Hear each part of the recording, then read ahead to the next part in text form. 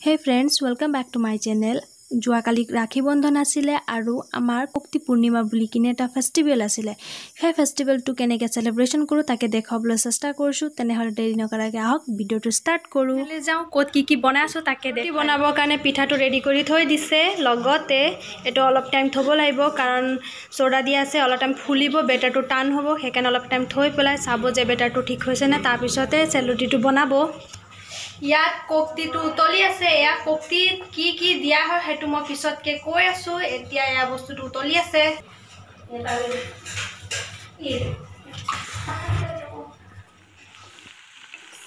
আৰু এইফালে কেৰাহীত কোক্তিত তৰকা মাৰিবৰ কাৰণে পিয়াজ, পাঁচফোৰণ এইবিলাক ফ্ৰাই কৰি আছে মায়ে। লগতে সাইডত মাছো ফ্ৰাই কৰি আছে। খেও দেখুৱাম এতিয়া। পিয়াজ ব্ৰাউন কালাৰ হোৱালৈকে আমি ফ্ৰাই কৰি থাকিম আৰু তাৰ পিছতে আমি তৰকাটো মাৰিম। পিয়াজটো ব্ৰাউন কালাৰ হৈ গৈছে। এতিয়া আমি তৰকা মাৰিম। এইখিনি নি পেলাই ডাইৰেক্ট কোক্তিত দি পেলাম। এয়া চাওক কোক্তিটো এতিয়া খাবলৈ ৰেডি হৈ গৈছে। কোক্তি দেখাত গুগুনি নিচিনা লাগিছে, কিন্তু ইয়াতো এটা নিয়ম আছে। ইয়াত 9 প্ৰকাৰৰ বুট, মাহ, মগু দিয়া থাকে আৰু লগতে মছলা, ঘি দি পেলাই বনোৱা হয়। আৰু ইয়াত এইটো নিয়ম আছে যে আমি 9খন ঘৰত 9 বাৰ খাই 9 বাৰ গা ধুব লাগিব আৰু 9 খাজ খলাব লাগিব। সেইকাৰণে এইটো ফেষ্টিভেল মনাবৰ কাৰণে আমাৰ নিজৰ ৰিলেটিভ, ওচৰ পাজৰ আপোন মানুহক ঘৰত মতা হয় আৰু এই ফেষ্টিভেলটো সেলিব্ৰেশন কৰা হয়। এয়া চাওক কোক্তিটো খাবলৈ ৰেডি হৈ গৈছে আৰু খাই পেলাই খুবেই ভাল লাগে।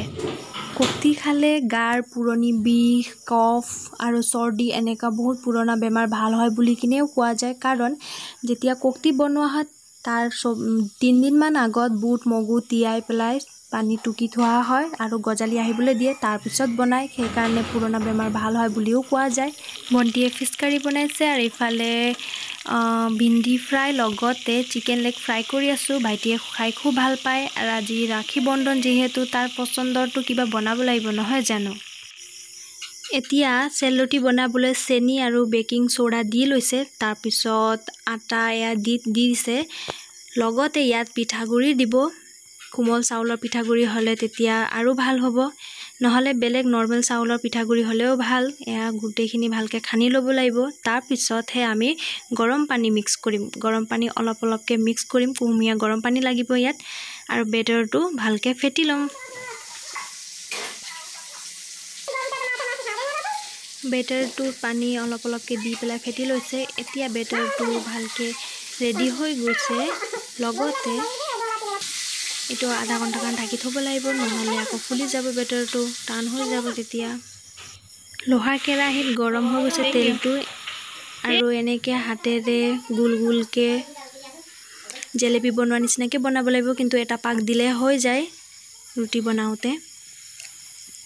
এয়া চাওক এটা এটাকে এনেকুৱা কেৰাহীত বনালে 4টা 5টা একেলগে বনাব পাৰি।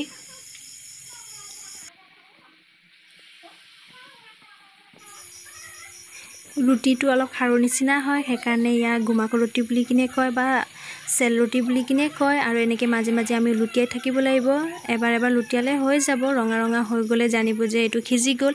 তাৰপিছত উঠাই দিলে হৈ যাব। আৰু মাজে মাজে বেটাৰটো এনেকে ফেটি থাকিব লাগিব, নহ'লে টান হৈ যাব বেটাৰটো আৰু টান হৈ যাব খাবলৈও ৰুটিটো। সেইকাৰণে এয়া চেল ৰুটিটো ৰেডি হৈ গ'ল খাবলৈ। গৰমে গৰমে খালে ক্ৰিপচি হয় আৰু এদিন ৰখাৰ পিছত যদি খায় তেতিয়া কোমল আৰু খাবলৈ বেছি মিঠা হয়। মই কিন্তু ঠাণ্ডা হ'লেহে খাই ভাল পাওঁ। এইটো হ'ল ৰাখী পিন্ধোৱা থালিখন আৰু এইফালে ৰেডি কৰি আছো তাক ৰাখী পিন্ধাবলৈ ভাইটিক। এনে আমি নৰ্মেলি 5জনক ৰাখী পিন্ধাওঁ। মোৰ বৰ্তাৰ 2জন ল'ৰা, লগতে মামাৰ ল'ৰা আৰু মাহীৰ ল'ৰা আৰু ভাইটিক 5জন। আমাৰ সদায় এতিয়া তেওঁলোক কামৰ সূত্ৰত বাহিৰত আছে কাৰণে তেওঁলোক কোনো অহা নাই। আমাৰ ভাইটিক আৰু মামাৰ ল'ৰাকে আজি পিন্ধাইছো, তাকে দেখুৱাইছো আৰু আপোনালোকক।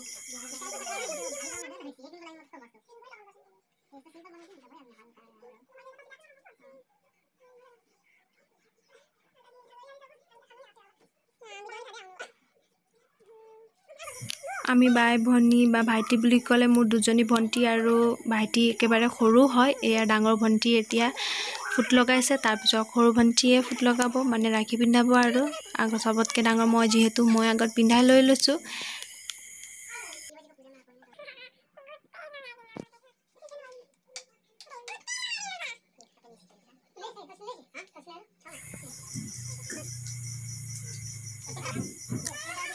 ৰাখি বান্ধি হৈ গ'ল এতিয়া তিনিজনী লাইন পাতি ৰখি গৈছোঁ কি গিফ্ট পাম ফাৰ্ষ্টত মোক জুকাই লৈছে যে মোক একো গিফ্ট আনি দিয়া নাই পিছত পকেটৰ পৰা উলিয়াই আনি দিছে মোক সি হেডফোন দিছে বাকী দুজনী ভণ্টি কাপ দিছে ধুনীয়া ধুনীয়া কাপ লাষ্টত এনেহ'লে নকৰে আজি আকৌ কৈছোঁ কাৰণে ভৰি ধৰি সেৱাও কৰি লৈ লৈছে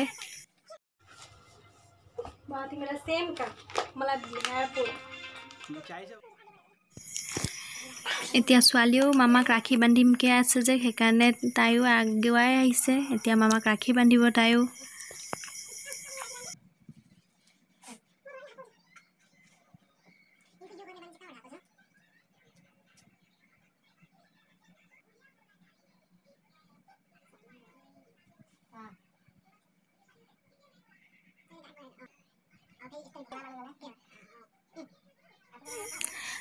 এনেহ'লে আমি চবকে একেলগে বহাই পেলাই ৰাখি পিন্ধাওঁ কিন্তু মামাৰ ল'ৰা অহা অলপ দেৰি হ'ল কাৰণে অলপ দেৰি হ'ল তাক ৰাখি পিন্ধোৱা চ' তাক অকলে ভিতৰত আকৌ ৰাখি পিন্ধাব লগা হ'ল